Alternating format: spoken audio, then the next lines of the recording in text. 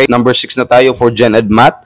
How much greater is the sum of the first 100 counting numbers greater than the sum of the first 120 counting numbers? A, 2,120, B, 2,210, C, 2,021, and D, 2,201.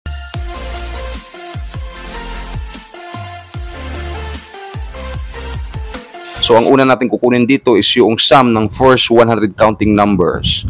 Okay, so ganito kadami yung i-add natin. Siyempre, hindi natin gagawin yan, kundi yan ay ating paiikliin at gagamit tayo ng formula. So, ang formula natin is sum is equals to n times n plus 1 divided by 2. So, yung unang n natin dyan, that is the total number of terms, which is 100. Yung n na nasa loob ng parenthesis ay the last term naman, which is 100 pa din. At yung 1 naman, that is our first term. Okay? So, i-distribute lang natin yung 100 sa dalawang n natin. And then, i-plus natin una yung nasa loob ng parenthesis, which is 100 plus 1 equals 101.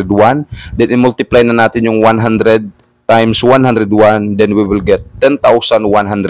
Then, divide by 2. Then, we will get 5,050. So, ganun pa rin ang gagawin natin sa first 120 counting numbers. Paiksiin natin.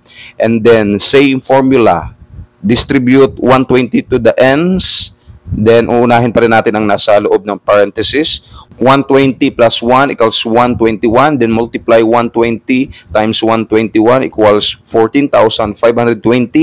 Divided by 2, we will get 7,260. So, yung last step natin ay ma-minus natin yung dalawa. 7,260 minus 5,050.